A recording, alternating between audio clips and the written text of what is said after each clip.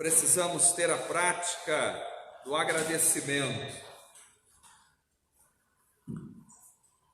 Às vezes nos pegamos na tentação da reclamação, mas que todos nós possamos ter alegria do agradecimento. Eu agradeço os irmãos que têm orado a favor do meu pai. Meu pai continua ainda na UTI do hospital, entubado. A cirurgia foi uma bênção, um sucesso, porém ele ainda está tendo dificuldades respiratórias, então ele precisa se manter entubado. Vão tentar estubá-lo amanhã. O rim dele acabou dando uma piora, ele já tinha um problema renal e o rim está com dificuldade para filtrar o sangue, então eles estão fazendo uma diálise nele, mas assim nós confiamos no Senhor. Não sei quanto tempo ainda Deus vai deixá-lo conosco, mas nós cremos no poder de Deus, cremos no milagre, e eu agradeço o apoio dos irmãos, agradeço as orações. Continuem orando por ele, continuem orando por nós. As crianças podem sair para o seu culto lá nos fundos. Vanderlei também tem uma galinhada para vender aí dos irmãos de Álvares Machado.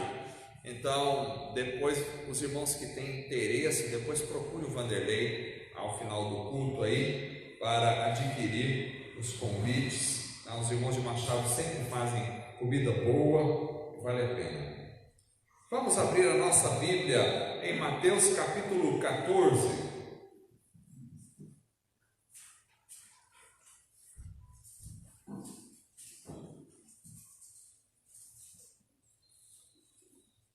Mateus capítulo 14.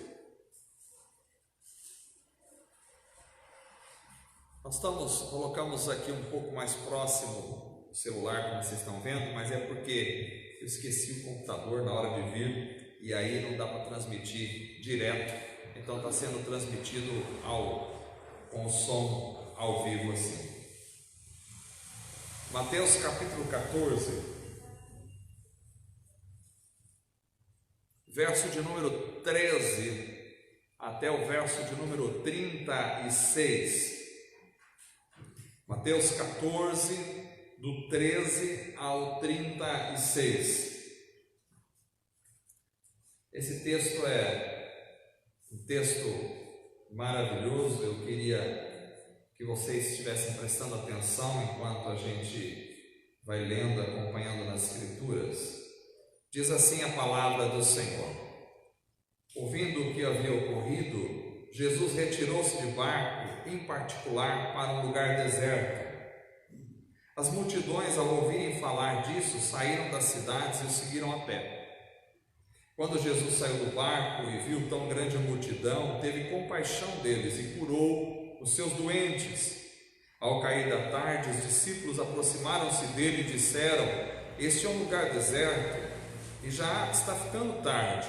Manda embora a multidão para que possam ir aos povoados comprar comida. Respondeu Jesus: eles não precisam ir. Dê-lhes vocês algo para comer. Eles lhe disseram: tudo o que temos aqui são 5 pães e 2 peixes.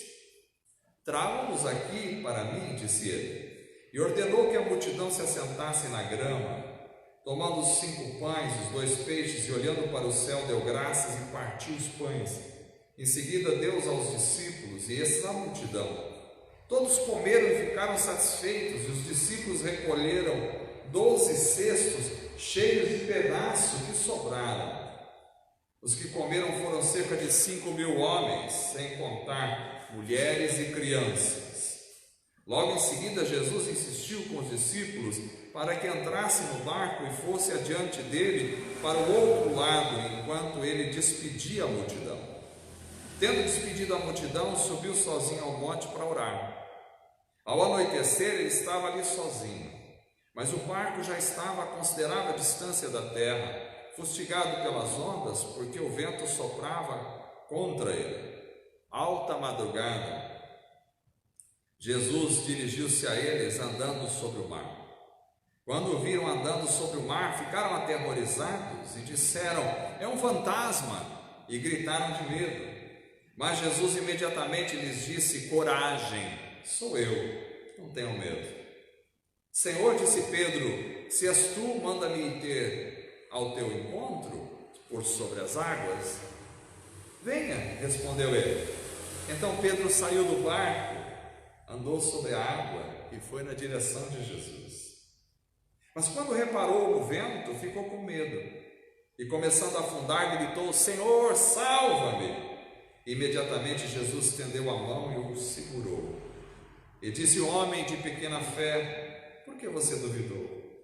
Quando entraram no barco, o vento cessou. Então os que estavam no barco o adoraram, dizendo: verdadeiramente tu és o Filho de Deus. Depois de atravessarem o mar, chegaram a Genezaré. Quando os homens daquele lugar reconheceram Jesus, espalharam a notícia em toda aquela região. E lhe trouxeram seus doentes. Suplicavam-lhe que apenas pudessem tocar na borda do seu manto. E todos que nele tocaram foram curados. Amém. Vamos orar. Graças a Deus. Louvado seja o Senhor. Senhor Deus amado, nós te agradecemos. Te agradecemos pela tua palavra maravilhosa. Te agradecemos pela leitura da tua palavra, Senhor. Te agradecemos pelo teu poder maravilhoso. Te agradecemos porque tu és o mesmo ontem, hoje e eternamente. O Senhor não muda. Te agradecemos, ó Deus, pela presença do Senhor. Ó Deus, pedimos a tua bênção sobre todos os irmãos que aqui estão esta noite. Se alguém aqui está enfermo, Senhor, nós cremos no teu poder para curar as enfermidades. Pedimos a tua bênção também sobre a vida do meu pai naquele leito de hospital. Aquilo que para os médicos pode parecer impossível, para o Senhor é possível. Tu não estás limitado às limitações humanas.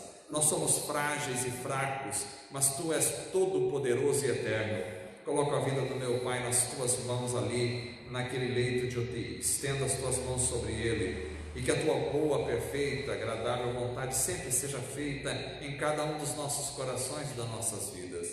Senhor, abençoe os demais irmãos que estão assistindo agora pela internet, aqueles que vão ouvir essa mensagem amanhã ou outros dias, que o Senhor possa fortalecê-los, restaurá-los, que todos tenham o desejo de congregar, que todos tenham o desejo de estar na tua casa. Manda-nos um avivamento de desejo de estar na presença do Senhor, em união com a igreja, na reunião da igreja. Que a tua glória seja manifesta em cada coração. Pedimos que a tua palavra venha falar ao nosso coração através dessa ministração. Pedimos encarecidamente que pelo poder do teu Espírito Santo, o Senhor, que é Deus Todo-Poderoso e perfeito, possa falar ao nosso coração. Em nome de Jesus nós oramos a ti, pedindo e te agradecendo por tudo. Amém e amém.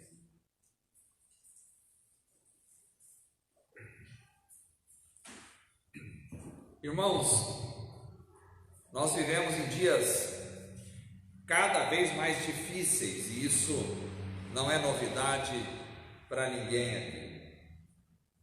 A maldade humana se espalha como câncer em metástase.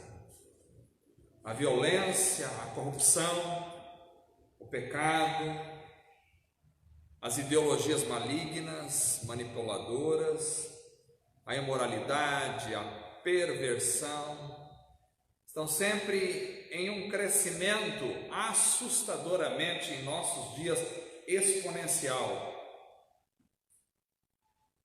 E parece que eu tenho 50 anos de idade, mas me parece que eu nunca vivi um tempo tão difícil como esse de hoje. Difícil do ponto de vista moral, difícil do ponto de vista espiritual. E a questão que fica é: como viver diante disso? Qual é o tipo de vida que Cristo nos propõe para que possamos viver aqui neste mundo em tempos como esse, difíceis?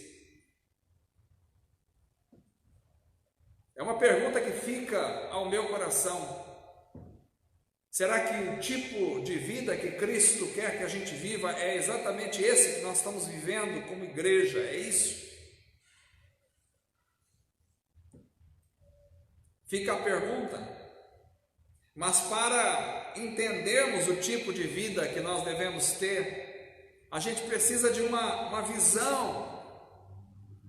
Porque a visão motiva a vida.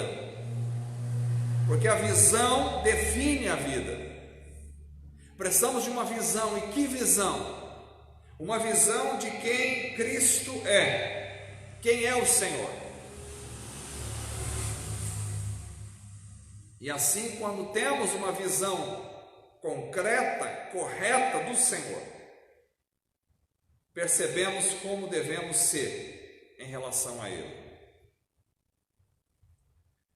Essa narrativa que nós lemos hoje, ela traz uma perspectiva muito interessante. E eu quero começar aqui com a experiência do barco.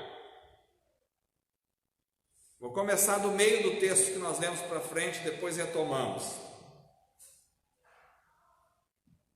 Vejam que Cristo faz com os seus discípulos uma experiência maravilhosa. Ele meio que obriga os discípulos, ele insiste com os discípulos para que eles entrem no barco. Os discípulos, me parece que não queriam se separar de Jesus. É completamente compreensível. E ele insiste para que os discípulos entrem no barco e os envia para uma travessia, numa experiência náutica absolutamente intrigante. E eles começam a navegar e começam a estar em uma distância considerável. Jesus sobe para orar, despede a multidão e vai orar sozinho na montanha e fica orando até de madrugada. A referência aqui de alta madrugada fica entre 3 e 6 da manhã, mais ou menos. E aí nós temos essa perspectiva dos discípulos nas águas. Agora, é importante observarmos que mar, que água, sempre tem uma realidade muito representativa nas Escrituras. Olhem comigo para essa cena: o barco na água, a escuridão da noite, 3, 4 horas da manhã, 5 horas da manhã, noite escura, a água e a agitação dos ventos contrários. Isso me parece construir na cena aqui uma referência, recriando a experiência do Gênesis. No Gênesis capítulo 1, verso 1 e verso 2, nós lemos que no princípio criou Deus os céus e a terra, e era a terra sem forma e vazia, e trevas, escuridão, trevas cobriam a face do abismo, e o Espírito, no hebraico ruá, vento, o vento de Deus se movia sobre a face das águas. Então nós temos 3 elementos pelo menos em comum aqui: água, trevas e vento, que é uma referência também a Espírito. E aí eu começo a imaginar que com a evocação dessa imagem, me parece que há aqui uma construção ou uma reconstrução da criação. E aqui nós temos, a meu ver, em choque a antiga criação, que é representada pelos discípulos no barco, e a nova criação, que é a chamada de Jesus para uma outra realidade. Os discípulos estão em transição, eles estão saindo da antiga criação, saindo da geração de Adão, e estão indo em direção à geração de Cristo. Então é tomada essa cena da criação na narrativa.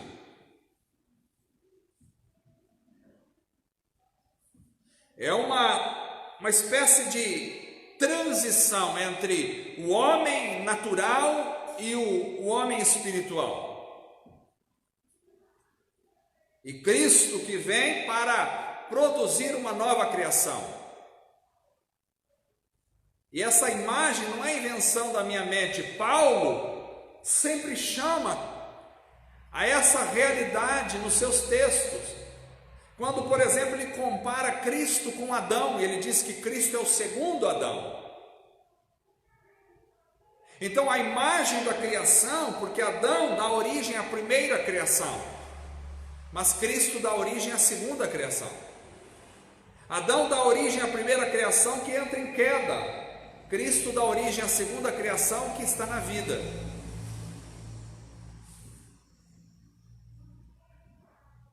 Então nós temos aqui os discípulos deixados sozinhos nesse primeiro momento no caos, que me lembra o caos primitivo, a criação. Havia trevas sobre a face do abismo, o Espírito de Deus movendo sobre a face das águas. Nós temos os ventos, temos a escuridão e temos as águas. Então me parece que é o homem natural voltando ao princípio, se defrontando com a realidade mais primitiva para a reconstrução de uma nova identidade.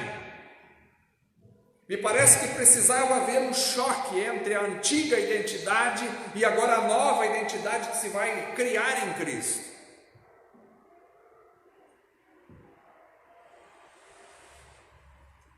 Eu percebo isso nesse texto. E ele me mostra claramente aqui 3 realidades que eu quero explorar essa noite com vocês, se Deus permitir. Primeiro, a realidade da humanidade natural. Segundo, a realidade da grandiosidade do Senhor. E terceiro, a nova realidade em Cristo. E isso é importante porque tanto o texto anterior como o posterior que nós lemos a esse relato do barco, para mim eles estão intimamente ligados. Eles falam basicamente sobre as mesmas questões profundas. Nós temos em primeiro lugar a realidade da humanidade natural, o ser humano natural. E a gente pode perceber isso, por exemplo, na multiplicação dos pães. É a realidade dos 5 pães e 2 peixes que os discípulos têm. O que que o homem tem? O homem tem 5 pães e 2 peixes. Naturalmente, o que é 5 pães e 2 peixes para 5.000 homens, fora mulheres e crianças? Se nós duplicarmos aí mais 5.000 mulheres, já são 10.000. Se a gente colocar mais 2 crianças para cada casal aí, quantas mil pessoas nós temos ali? 20, 30 mil?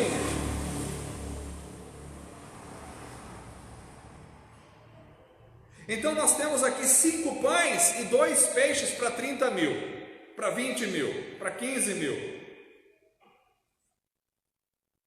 O que é 5 pães e 2 peixes para tanto? Nada. Essa é a insuficiência humana. É o quadro da realidade humana. Eu e você, naturalmente, temos o equivalente a 5 pães e 2 peixes para 15 mil, 20 mil pessoas. Ou seja, o que nós temos não dá para fazer nada.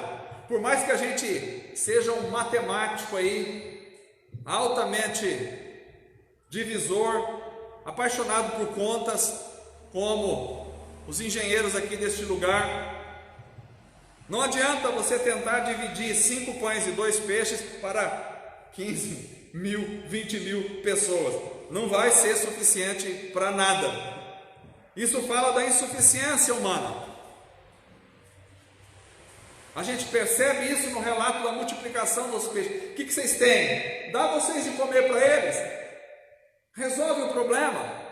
Nós temos 5 pães e 2 peixes. Temos um problema muito maior do que a nossa capacidade de resolver. Eu e você naturalmente temos sempre esses quadros na nossa frente. São problemas muito maiores do que a nossa capacidade humana de resolver.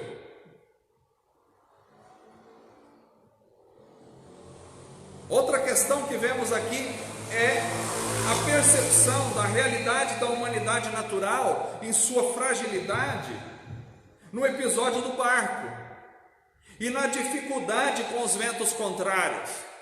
Porque aqui os ventos contrários, eles têm toda essa conotação da justiça de Deus contra a humanidade em seu pecado, e ela só se resolve quando Cristo está junto com o homem, porque Cristo vem para reconstruir a relação entre Deus e o homem, já que a relação entre Deus e o homem estava rompida por causa do pecado. Então os ventos contrários aqui, eles podem ter essa representatividade da ação da justiça divina, do Espírito divino, contrário ao homem em seu estado natural pecaminoso, porque os vossos pecados fazem divisão entre vós e o vosso Deus, mas também pode representar as adversidades da vida. Então nós temos aqui a realidade humana em sua fragilidade, quando ela enfrenta os ventos contrários, o espírito contrário ao homem natural em seu pecado e ao mesmo tempo as adversidades da vida. Nós temos a fragilidade humana na condição aterrorizante do coração, que enche de medo a alma quando ele vê alguém andando sobre as águas, ele vê o sobrenatural, e isso me leva ao medo de Adão quando escuta os passos de Deus pelo jardim e corre se esconder, porque o pecado faz essa aterrorização, esse medo no coração humano do sobrenatural de Deus, e é o próprio Jesus se aproximando, mas por causa da condição natural, ele tem medo. É a fragilidade humana. Na falta de fé de Pedro ao andar, e de repente, no meio do caminho, ele está andando sobre as águas, ele está indo bem, mas de repente ele se depara com o vento. O vento novamente pode ser a justiça divina chegando, e agora? Eu me apego nas minhas habilidades, e aí nas suas habilidades ele começa a afundar. E quando ele começa a afundar, ele clama: Senhor, tem misericórdia. Cristo é o nosso advogado. Então quando a justiça chega, Cristo vem para resgatar a nossa realidade. Mas isso mostra a fragilidade humana, que não dá conta das circunstâncias em que ele está metido, seja num barco, seja diante dos ventos da adversidade ou dos ventos do espírito contrário à natureza humana pecaminosa, seja diante da falta de fé, seja qual for, o ser humano é frágil, sou eu e você. Mas a gente também percebe essa fragilidade humana na exposição dos doentes, quando nós vemos a miséria do pecado e toda a realidade das doenças e enfermidades que o pecado causou na humanidade em geral.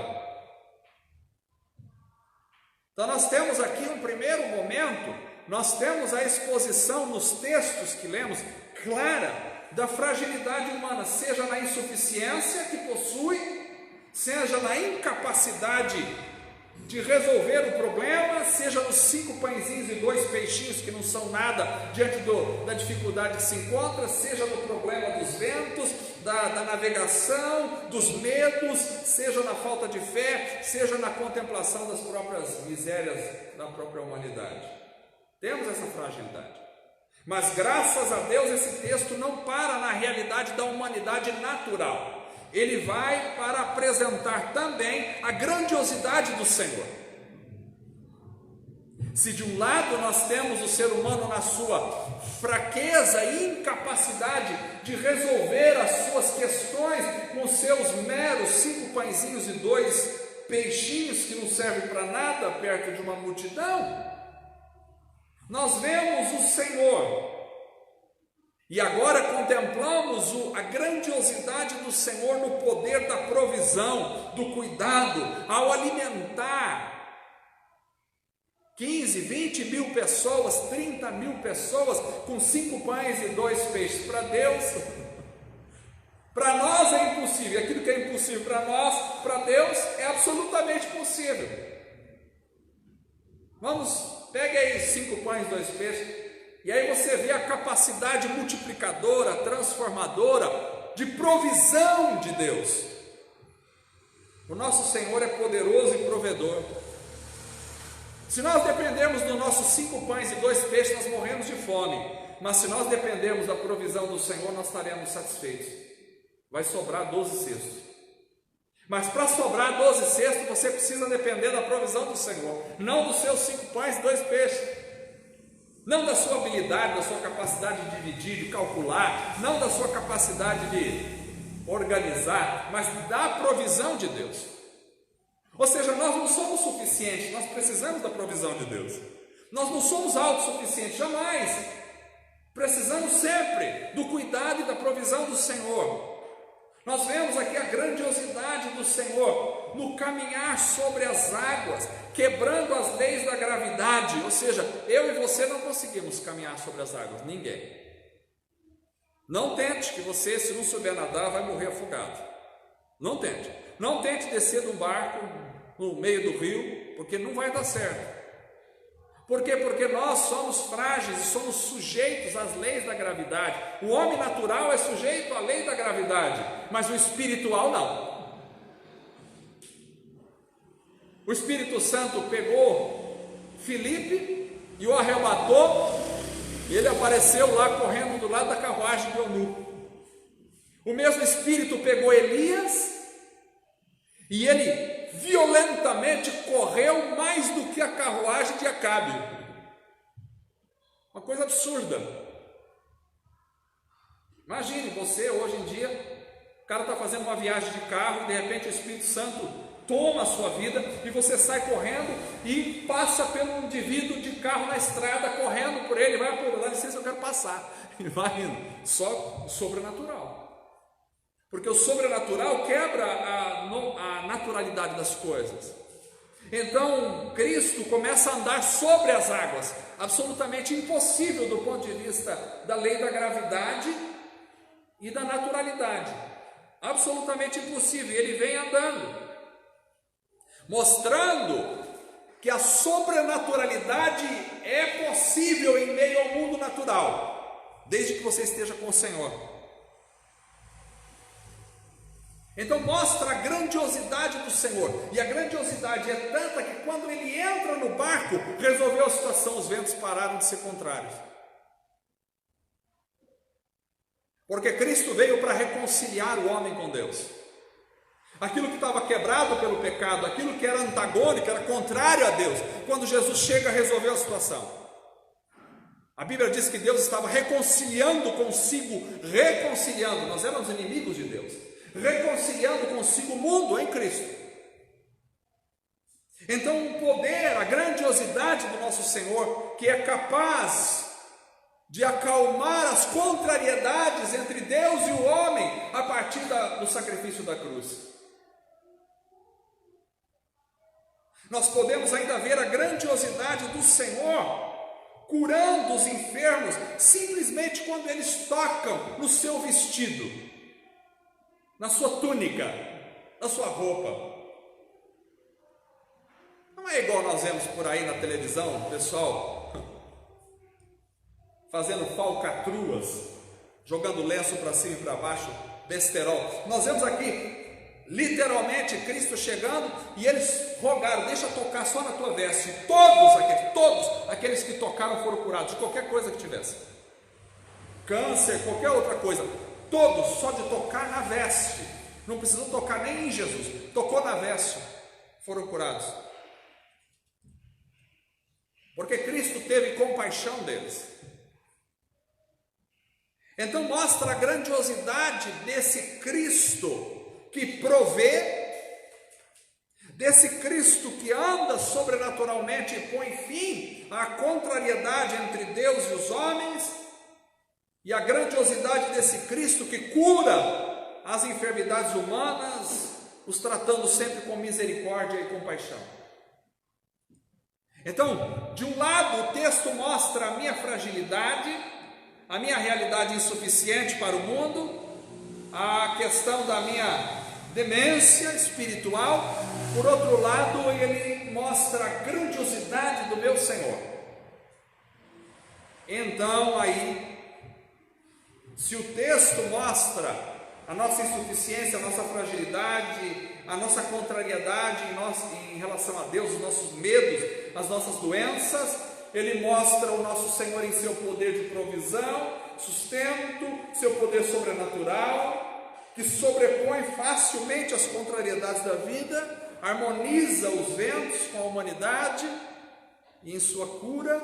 E aí, diante dessas constatações, agora vem os chamados do Senhor para nós vivermos uma nova realidade, ou seja, sair daquela realidade humana, natural, comum, e abraçar uma outra realidade espiritual de vida. Por isso Jesus disse para os seus discípulos: vós não sois do mundo, como eu do mundo não sou. Ah, como assim? Eles não nasceram do mundo? Eles nasceram do mundo. E por que não são do mundo? Porque foram inseridos numa outra realidade, diferente. E por isso Jesus disse: o mundo vos odeia, porque odiou a mim e vai odiar vocês. Então nós somos antagônicos, agora saímos dessa naturalidade em certo sentido. Então tem o chamado do Senhor para vivermos uma nova realidade em Cristo, não mais aquela realidade da naturalidade, do homem natural, mas a realidade do homem espiritual, que é diferente. E como isso acontece no texto? Primeiro, somos chamados a entregar o nosso pouco ao Senhor, confiando que Ele vai ser o provedor. Esse é o homem espiritual. O homem natural tenta resolver a situação com 5 pães e 2 peixes. Agora, numa nova realidade, eu sou convocado. Quando Jesus disse para os seus discípulos: o que vocês têm? Tenho 5 pães e 2 peixes. Traz para mim aquilo que você tem. Você não dá conta, mas se você levar o Senhor, a coisa vai ser diferente. Você pode não dar conta das situações que você tem para resolver na vida, mas se você entregar ao Senhor, a coisa é outra. Então ele disse: tragam para mim. Tragam para mim. Ou seja, traga a sua insuficiência. Traga o seu pouco. O problema nosso, ser humano, é que a gente acha que a gente dá conta do recado. E às vezes, na nossa visão, aquilo é até muito. Tá, pode deixar que eu dou conta. Mas não sabemos que sem Cristo somos pobres, cegos, miseráveis e nus. Então você tem que entregar o seu pouco. Essa é a realidade. A realidade do homem natural, a tendência natural é guardar o pouco para poder dar conta da sua necessidade. Elias chega para uma viúva e diz para ela: o que você tem? Eu tenho só uma botija de azeite e um pouquinho de farinha. Israel já estava há muitos anos sem chuva. Por causa do pecado, Elias disse: vai ficar sem chuva. Ele estava seco. Ele estava todo mundo morrendo de fome, porque sem chuva não há plantação, não há gado, não há nada. Estava todo mundo morrendo de fome. E a mulher disse: olha, eu só tenho um filho, e eu tenho uma botija de azeite, eu tenho um pouquinho de farinha, eu vou fazer um bolo, comer com meu filho e morrer. A tendência do homem natural é guardar aquilo que tem para você mesmo, para resolver a sua situação natural, mas essa situação, essa resolução é tão paliativa que você já sabe, vai comer e vai morrer, porque não tem condição de viver só com um bolo. São 5 pães e os 2 peixes, e Elias falou o quê? Beleza, fica tranquilo, vai lá, pega o azeite, pega a farinha, faz um bolo para mim e traz. Eu não estou pregando aqui para você trazer nada para o pastor, não, fica tranquilo, não é isso. Mas ele diz, traz para mim. Ou seja, Elias era uma representação de Cristo no Antigo Testamento. Entrega a mim aquilo que você tem, o pouco que você tem. E a mulher pensou, mas agora acabou então. Se eu ia fazer um bolo, comer com o meu filho e morrer, agora a morte chegou na minha porta, porque eu vou entregar a ele aquilo que eu tenho, vou fazer um bolo para ele. Imagina, você só tem um frango para comer, não tem mais nada. Aí chega alguém na tua casa, traz o frango que eu vou comer. Mas é a única coisa que eu tenho para mim e para meus filhos. No homem natural, naturalmente, a tendência seria, vou dividir isso aqui e vou separar um dia por semana, e aí nós vamos, dá para aguentar uma semana a mais, mas você não vai aguentar mais que uma semana. O bolo vai acabar. E Elias disse, traz para mim, e ela trouxe, ele disse, não vai faltar azeite na botija, nem farinha, até que caia chuva sobre Israel. Aleluia! E a mulher fez o bolo, ele comeu e nunca mais parou de sair azeite até que choveu em Israel. E nunca mais parou de vir farinha até que choveu em Israel. Porque quando o homem natural quer agir naturalmente, ele está fora de Deus.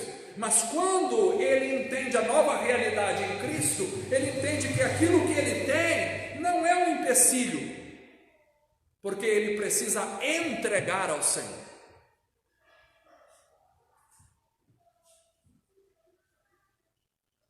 Devemos aprender a entregar. Às vezes, mesmo na nossa realidade nova, nós podemos ser pegos só com 5 pãezinhos e 2 peixinhos, tentando dividir para nós mesmos. Às vezes acontece isso. Mesmo sendo cristãos, às vezes eu me pego assim, peraí, deixa eu fazer o cálculo aqui. E agora? Eu me pego assim às vezes. Mas mesmo assim, diante de uma demanda muito maior do que a minha capacidade de supri-la, eu preciso aprender a entregar tudo nas mãos do Senhor. Não adianta eu tentar dividir meus 5 pãezinhos e meus 2 peixinhos, porque eu não conseguirei sustentar 30 mil pessoas, não conseguirei. Eu preciso entregar nas mãos do Senhor e ficar sem nada. É a oferta da viúva pobre que deu tudo ao Senhor. E novamente não estou falando aqui de dinheiro, eu estou falando de entrega, eu estou falando de vida. Só quando entregarmos então, a coisa será diferente. Na nossa nova realidade, na antiga realidade, eu guardo os 5 pães e 2 peixes, como e morro. Tem um monte de gente comendo e bebendo na antiga realidade e morrendo. Mas na nova realidade eu entrego no Senhor. E a provisão vem. A nova realidade em Cristo também deve ser vivida experimentando o sobrenatural. Às vezes, mesmo diante dessa nova realidade, nós vamos ter que enfrentar dificuldades. E aí nos deparamos com os nossos medos. Mas diante disso a gente precisa perceber que Jesus sempre vem ao nosso encontro. Coragem, sou eu, não tenho medo. Porque às vezes na nossa nova realidade a gente acaba também pecando. E quando a gente peca, a consciência da justiça divina, o vento que sopra, parece estar tão contrário a nós, mas nós precisamos entender, Cristo está do nosso lado, está vindo. Cristo vem sempre ao encontro das nossas maiores dificuldades. vem ao encontro de nós nas nossas maiores dificuldades. Também Cristo vai nos desafiar e vai nos chamar para, estando no mundo natural, não nos limitarmos a uma vida natural. Venha andar sobre as águas. Estar no barco é estar no mundo natural, porque no barco todo pescador flutua sobre a água, a menos que o barco esteja furado. Você pode ser ateu, nem acreditar em Deus, pegar um barco e vai flutuar sobre as águas, porque isso é o mundo natural. Você pode estar em pecado, seja o que for, e vai entrar no barco e vai flutuar sobre as águas. Por quê? Porque esse é o mundo natural. Você pode ser de qualquer religião, religiões contrárias à palavra de Deus. Você vai entrar no barco e você vai flutuar sobre as águas. Por quê? O barco é o mundo natural. Mas para andar sobre as águas, isso representa o mundo sobrenatural. Para andar sobre as águas, você precisa estar com Cristo, senão você não consegue. Ninguém aqui consegue andar sobre as águas se Cristo não mandar. Às vezes, irmãos, nós somos pressionados a nunca sair do barco, ou seja, a ficar sempre no mundo natural. Eu vou à reunião da igreja, eu tenho minha Bíblia, eu canto meus cânticos, mas até aí eu estou ainda vivendo no mundo natural, talvez, porque isso não significa andar sobre as águas. Andar sobre as águas é experimentar o renovo de Deus na minha alma, no meu coração, é ser transformado em Cristo Jesus, é ser modificado segundo a imagem de Cristo Jesus. Andar sobre as águas é conseguir viver a humildade de Cristo Jesus, é conseguir viver cheio do Espírito, da graça de Deus, isso é andar sobre as águas. Frequentar uma igreja pode ficar tão somente na esfera do natural, e não quer dizer que quem frequenta uma reunião de igreja está na esfera do natural, mas pode-se frequentar uma igreja e ainda estar na esfera do natural, porque o homem é naturalmente religioso. Já dizia o meu professor, o homem é o homo religiosus, que é o homem naturalmente religioso, então faz parte do natural, mas ter comunhão com Cristo, viver a novidade do Evangelho a cada dia, aí é andar sobre as águas, é o sobrenatural. Às vezes eu sou tentado a ficar sempre só no mundo natural. O mundo natural é trabalhar, construir uma família, pagar suas contas, ir para o salão, comprar um carro, construir uma casa, tudo isso é o mundo natural. Nós também andamos no barco, mas nós não podemos viver só no barco, porque eu preciso também descer do barco. Ou seja, eu preciso ir mais além. Eu preciso trabalhar, mas eu também preciso ter uma vida com Deus. E aí eu misturo o natural com o sobrenatural. Eu misturo as minhas tarefas, pagar as minhas contas, com uma percepção diária da provisão de Cristo, por exemplo. Eu misturo o envelhecer e morrer com a sabedoria da ressurreição. Entende? Eu misturo a beleza do salão onde eu vou cuidar do meu cabelo, quem tem, né? Com a beleza sobrenatural da vida com Deus na minha alma. Porque senão eu fico só naquela questão de Pedro, das mulheres que enfeitavam o cabelo, mas queriam ganhar o marido apenas pelos enfeites exteriores. Só o enfeite exterior é o mundo natural, mas as boas mulheres de Deus se adornam também com enfeite interior, e é isso que ganha o marido para Cristo.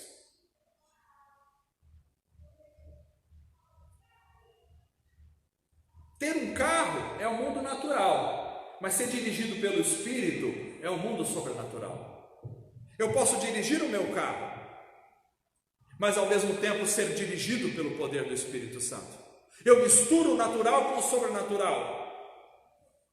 Andar sobre as águas é o sobrenatural. Só que a esfera do sobrenatural precisa ser vivida na fé. Ou seja, olhando para Cristo, sempre olhando para Cristo. Porque é verdade que às vezes a gente está vivendo no sobrenatural, mas aí de repente a gente começa a perder a fé e começa a afundar. Todos nós somos passíveis de afundar, hora ou outra, da nossa caminhada sobrenatural. Era para a gente estar agindo de uma forma sobrenatural, mas aí de repente o homem natural já entra em ação e a gente acaba afundando no sobrenatural e deixando o sobrenatural de lado e se apegando ao natural. É assim às vezes, acontece. Não acontece só com você, acontece comigo, com todos nós. A gente está indo tão bem, mas de repente alguma coisa que a gente fez ou pensou, ou a gente tira os olhos de Cristo e aí nesse momento o que a gente tem que fazer? Só clamar ao Senhor: tem misericórdia de mim, e Cristo vai estender a mão para nos levantar novamente. É certo que nós seremos chamados a atenção. Homem de pouca fé, por que duvidasse? É interessante, porque é um homem de pouca fé que andou sobre as águas.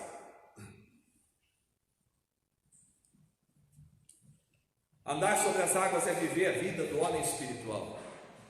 Mas às vezes a gente é submergido na naturalidade da vida, quando deveria estar vivendo a vida sobrenatural. Mas a igreja precisa aprender a viver pela fé. Porque nós não fomos chamados para andar só no barco. Não fomos chamados para viver somente a vida natural. Não. Temos que andar sobre as águas. Viver a outra esfera. Viver no sobrenatural, mesclando o sobrenatural com o natural, enquanto estamos neste mundo. Porque em Cristo nós sempre estaremos em bonança com Deus. Preste atenção, não é outra coisa em mim e em você que possa fazer a gente andar em paz com Deus, senão Cristo.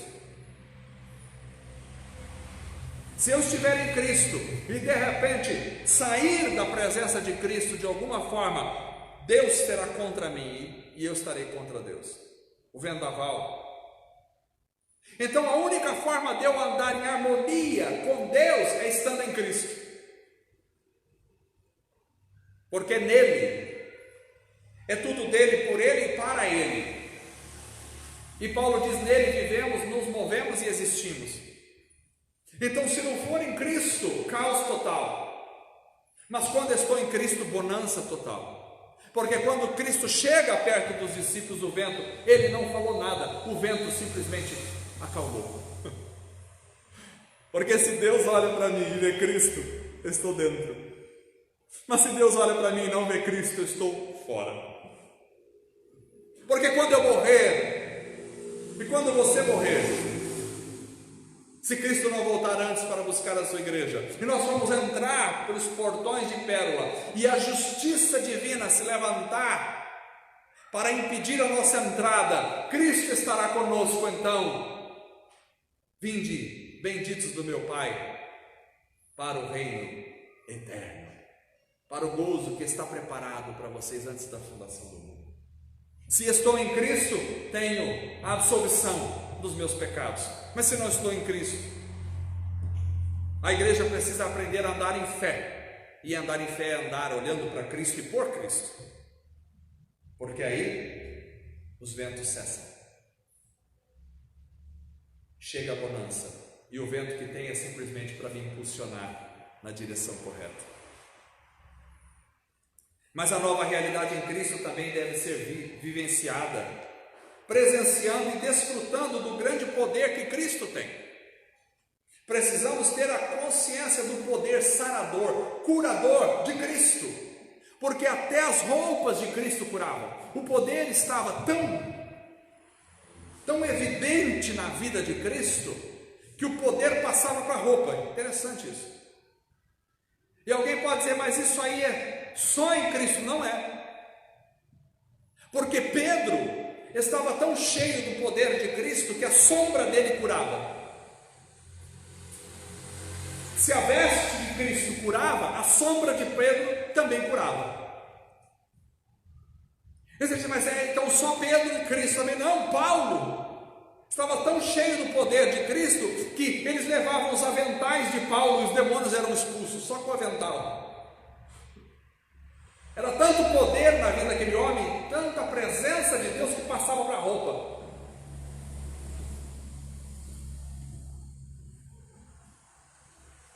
Será que se alguém pegar alguma roupa nossa vai acontecer alguma coisa? Se alguém vender lenço para você, pula fora, que não serve para nada.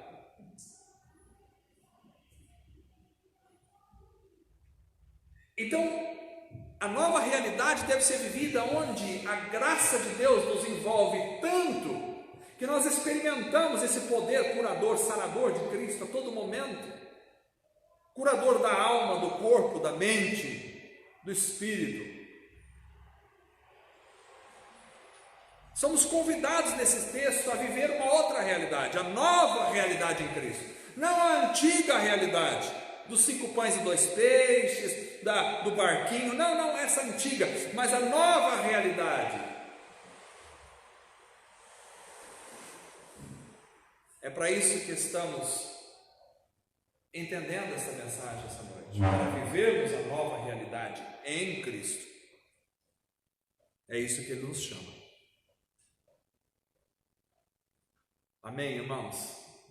Que Deus abençoe a vida de vocês e que essa nova realidade do sobrenatural possa te envolver de tal forma que você transite pelo natural, ou seja, você suba no barco e desça para as águas, e depois suba no barco e depois desça para as águas, e você leve a sua vida tanto no sobrenatural quanto no natural, e você faça do seu natural também uma experiência junto com o sobrenatural, e você viva o sobrenatural sem deixar de lado a sua experiência natural, e você possa ser um bom pai de família sendo cheio do Espírito Santo, e você possa ser um bom trabalhador no seu serviço, cheio da graça e da unção de Deus, e você possa ser um bom administrador dos seus negócios, sem esquecer de estender a mão cheia do Espírito para abençoar os outros, e você possa ser uma boa esposa, sem esquecer de ser uma mulher de Deus, e você possa ser um bom marido, sem esquecer de ser um homem de Deus dentro de casa, e você possa ser um bom filho, sem esquecer que é filho de Deus em primeiro lugar, e você possa ser um bom pai, sem esquecer que tens um pai acima de você, que é o seu pai, e assim vai. Viver o natural e o sobrenatural todos os momentos. É para essa nova realidade que Cristo nos chamou. Mas infelizmente tem gente que nunca desceu do barco. Infelizmente tem gente usando armas naturais. As nossas armas são espirituais em Cristo. Que Deus abençoe o seu coração e traga paz e alegria e gozo na sua alma, em nome de Jesus. Vamos ficar em pé.